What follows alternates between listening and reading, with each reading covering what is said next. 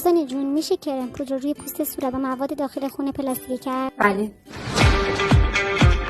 اگه شما هم میخواید ببینید چطوری با وسایلی که توی خونه دارید میتونید کرم پودر روی پوست صورتتون پلاستیکی کنید، تا آخر این ویدیو با من همراه باشید. اول از همه زیرساز متناسب با نوع پوست خودتون رو روی پوستتون بزنید.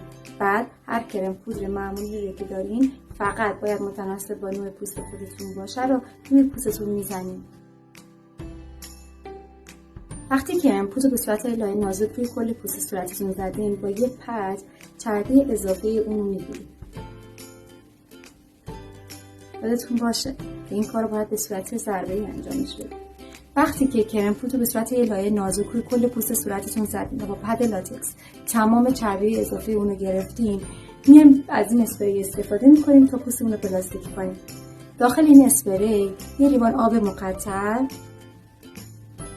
یک قاشق غذاخوری گلاب و یک قاشق چایخوری الکل سفید 70 یا 90%. داخل این آب پاش میریزیم و خوب تکونش میدیم. حالا اسپری موجزه آسای ما آماده است. وقتی که مواد با هم ترکیبش کردیم، حالا دستمال کاغذی رو برمیداریم، روی کل پوست صورتتون میذاریم و این مواد رو روی دستمال کاغذی اسپری میکنیم. باید اونقدر اسپری بکنیم که دستمال کاغذی خیس بشه. وقتی دستمال کاغذی کاملا خیس شد، برش میداریم و با کمک یک پنبه لوله‌ای شکل آروم روی پوست صورتتون میکشیم. حالا دوباره این کار رو تکرار میکنیم.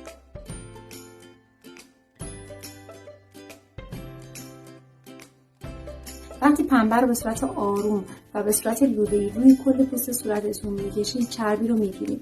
این مراحلی که من بهتون گفتم میتونین از 3 تا 5 بار تکرارش کنین. بستگی به نوع پوست خودتون داره. اگه پوستتون خیلی چربه و پرایمر گرون قیمت هم ندارین، میتونین که از این اسپری به عنوان پرایمر قبل از میکاپتون استفاده کنین. وقتی این کارو چند مرحله تکرارش کردین، حالا میتونین از اسپری فیکسی که داخل خونه دارین استفاده کنین و روی پوستتون کاملا اسپری کنین.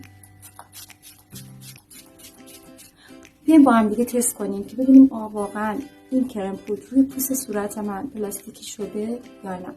از این لیوان آب استفاده میکنم، روی پوست صورتم میریزم.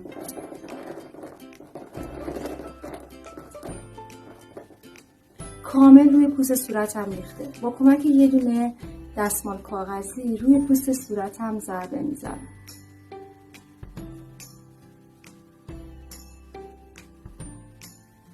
ببینید هیچ اثری از کرم پودر روی دستمال کاغذی من نیست. پس این پوست کاملا پلاستیکی شده. میخوام بهتون بگم حتما شما هم امتحانش کنید. برای دوستاتون هم ارسال کنید تا اونم استفاده کنید. هر گونه سوالی هم دارید زیر این پست برام کامنت کنید. خیلی دوستتون دارم. ممنون که هستید.